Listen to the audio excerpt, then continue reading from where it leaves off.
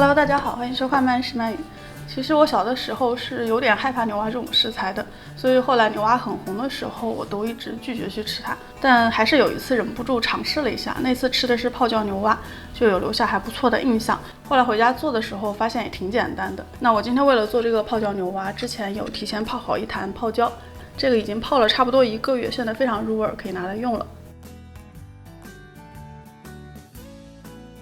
首先来处理一下牛蛙，一般市面上你能买到的牛蛙都可以帮你去皮，所以看上去也还好，没那么可怕了。拿剪刀剪成小块，前面过长的脚趾可以都剪掉。然后它小腿上这个肌肉，我觉得这是牛蛙身上最好吃的部分，尽量保持完整哦。然后一条大腿剪2份，接着上身可以剪掉前肢，躯干再剪成3份。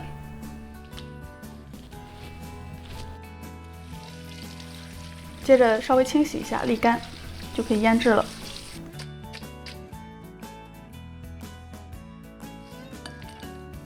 放生抽、白胡椒粉、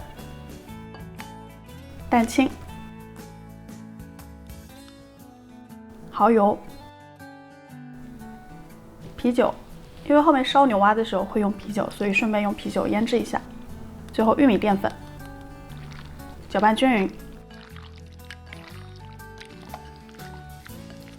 包上保鲜膜，放入冰箱腌制。这步挺重要的，有点耐心哦，最少要腌30分钟。接着准备配料：莴笋去皮切滚刀块，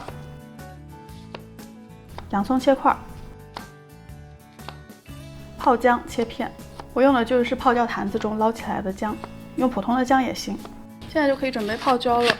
我用的这个泡椒的品种叫子弹辣椒或者是灯笼辣椒，这种品种可能不那么常见啊，但是你可以买到的。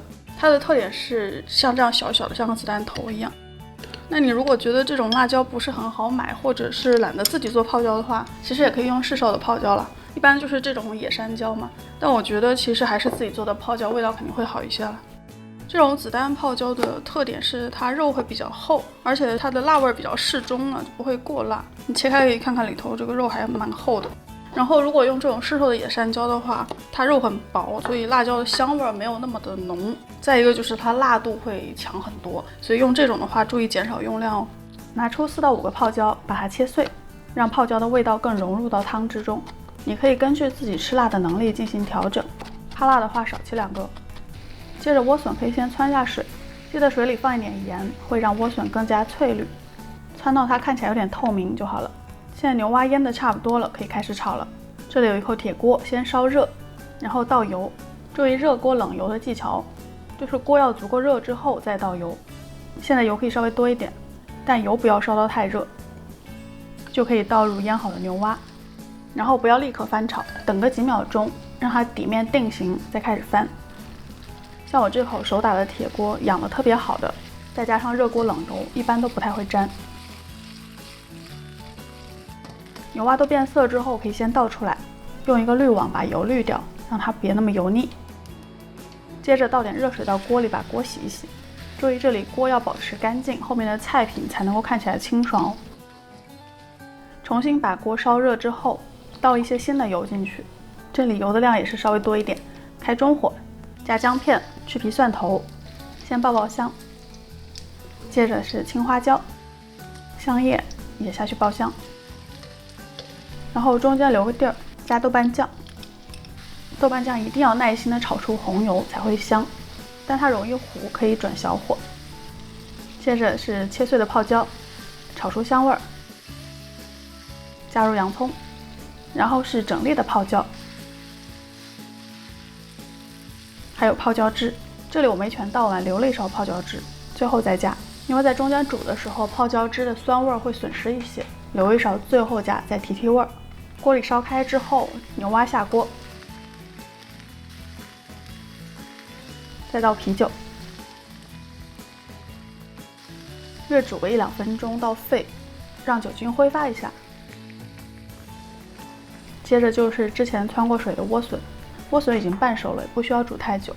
之前给它汆水，其实是为了在这里煮的时候不要让它释放出太多汁液来，那样会稀释掉汤汁的味道。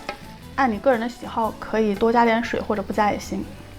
因为之前豆瓣酱和泡椒汁都挺咸的，所以完全不用加盐，味道也是够的哦。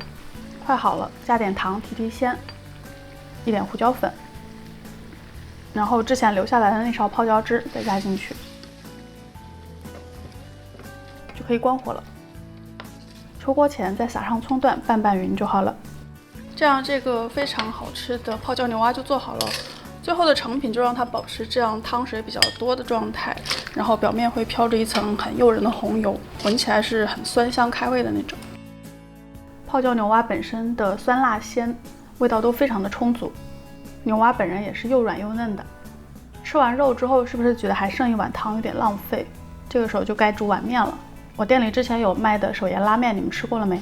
这碗面很耐煮，很筋道，我觉得放在这里很合适的。煮熟的面直接捞出来，放入牛蛙汤中，拌一拌就好了。这样你就获得了一碗泡椒牛蛙面了。怎么样？是不是感觉真的挺简单的？周末有空在家试试吧。咱们下期再见喽。